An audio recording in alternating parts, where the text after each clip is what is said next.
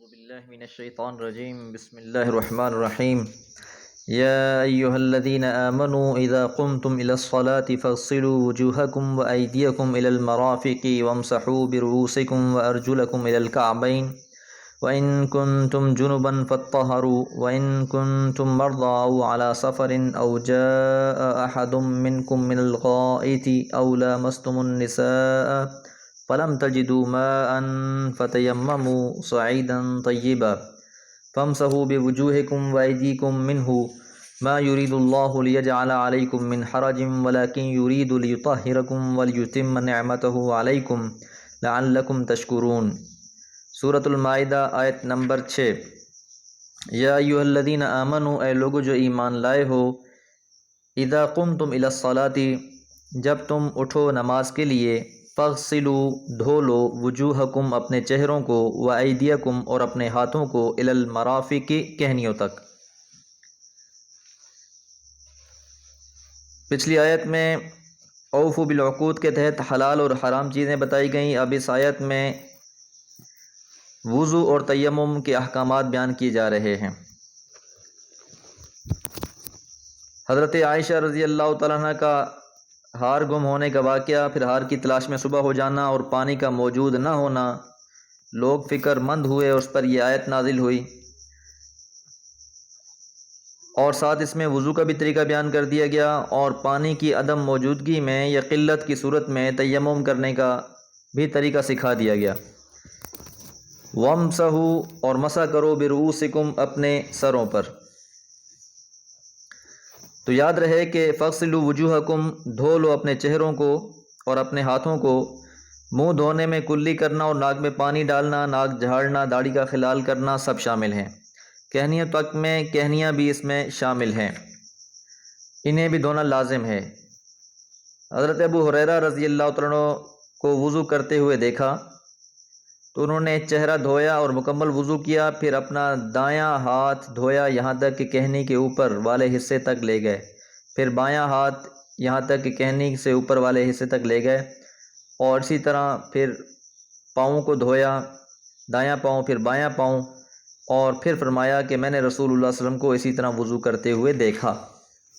وَأَرْجُلَكُمْ إِلَى الْكَعْبَيْنِ، اور اپنے پیروں کو اپنے ٹخنوں تک، اور پیروں کا اہل سنت کے نزدیک دھونا ضروری ہے، اس لیے حکم دیا گیا ہے وَامْسَحُوا بِرُؤُوسِكُمْ، کہ تم مسح کر لو اپنے سر پر۔ گو بہت سے علماء نے لکھا ہے کہ سارے سر کا مسح فرض نہیں، لیکن سر کے کچھ حصے کا مسح کر لیا جائے تو بھی کافی ہو جائے گا، مگر قرآن کے ظاہر اور احادیث کی روح سے سارے سر کا مسح کرنا چاہیے۔ رسول اللہ صلی اللہ علیہ وسلم سے ایک دفعہ بھی پگڑی کے بغیر سر کے کچھ حصے کا مسح کرنا ثابت نہیں ہے۔ آپ دونوں ہاتھ آگے سے گدی تک لے جاتے، پھر واپس لے آتے۔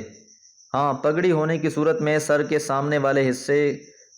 کے بعد پگڑی پر بھی مسح کیا جا سکتا ہے، یہ بھی سنت سے عمل ثابت ہے۔ اسی طرح سر کے مسح میں کان بھی شامل ہیں، کانوں میں بھی انگلیوں سے مسح کر لیا جائے گا۔ تو یہ وضو کا بہرحال طریقہ بیان کیا گیا ہے، اور اس کی وضاحت احادیث رسول میں موجود ہے۔ وَإِن كُنتُمْ جُنُبًا، اور اگر تم ہو جنبی، یعنی غسل کی حاجت تمہیں ہو، فَطَّهَرُوا، تو پس طہارت حاصل کر لو۔ وَإِن كُنتُمْ مَرْضَىٰ، پس اگر تم ہو بیمار، او علی سفر، یا سفر میں ہو، مسافر ہو، او جاء، یا آیا، احدکم، تم میں سے کوئی ایک، احد منکم، تم میں سے کوئی بھی، من الغائط، قضائے حاجت سے، او لامستم النساء، یا تم نے چھوا عورتوں کو، فلم تجدوا، پس تم نہ پاؤ، ماء، پانی، فتیمموا، تو پس تم ارادہ کر لو، صعیدا طیبا، پاکیزہ مٹی کا۔ تو اب یہاں پر یہ صورتحال بڑی واضح طور پر اللہ نے بیان فرما دی ہے، اور دونوں احکامات بیان فرما دیے ہیں کہ اگر انسان کو صرف وضو کی حاجت ہے تو اس کیفیت میں بھی پانی نہ ہونے کی صورت میں تیمم کر لیا جائے گا، تو اس کی نماز اس کو وہ پڑھ سکتا ہے، تلاوت کر سکتا ہے، اور بھی معاملات کر سکتا ہے۔ اور اسی طرح سے غسل کی حاجت ہے اور پانی موجود نہیں ہے تو اس کیفیت میں بھی اس کے لیے یہ کافی ہو جائے گا کہ وہ تیمم کر لے اور پھر باقی جو اپنے معاملات ہیں ان کو نپٹا لے۔ اسی طرح ایک حدیث مبارکہ میں آتا ہے کہ آپ نے نماز پڑھی تو ایک صحابی نے آپ کے ساتھ نماز نہ پڑھی، آپ نے وجہ پوچھی تو اس نے بتایا کہ اسے غسل کی حاجت تھی۔ آپ صلی اللہ علیہ وسلم نے فرمایا کیونکہ پانی موجود نہیں تھا، آپ سفر میں تھے، تو آپ نے فرمایا تمہارے لیے مٹی ہی کافی تھی، اور پھر آپ نے اس کا طریقہ کار بھی سکھلایا۔ فمسحوا پس تم مسح کر لو۔ اب تیمم کیا کس طریقے سے جائے گا؟ فمسحوا پس تم مسح کر لو بوجوہکم اپنے چہرے پر، وایدیکم منہ اور اپنے ہاتھوں پر بھی، یعنی اپنے ہاتھوں کو جہاں پر بھی پاک مٹی ہوگی وہاں پر اپنے ہاتھ، دونوں ہاتھوں کو اکٹھا مارا جائے گا، اور پھر اسے جھاڑ کر اپنے منہ پر بھی پھیر لیا جائے گا اور اپنے بازوؤں پر، اپنے ہاتھوں پر بھی پھیر لیا جائے گا۔ ایک حدیث مبارکہ میں آتا ہے کہ ایک صحابی رسول کو پتہ نہیں تھا کہ تیمم کس طرح کرنا ہے، اور وہ بھی سفر میں ہی تھا، تو اس نے کیا کیا کہ وہ مٹی میں لیٹ گیا اور لوٹ پوٹ کر اس نے اپنے پورے جسم پر مٹی مل لی، اور پھر مدینہ پہنچ کر رسول اللہ صلی اللہ علیہ وسلم کو یہ واقعہ بیان فرمایا، تو آپ نے فرمایا تمہارے لیے اتنا ہی کافی تھا کہ تم اپنے ہاتھوں کو زمین پر مارتے اور اس کو پھر اپنے چہرے پر اور اپنے ہاتھوں پر مر لیتے۔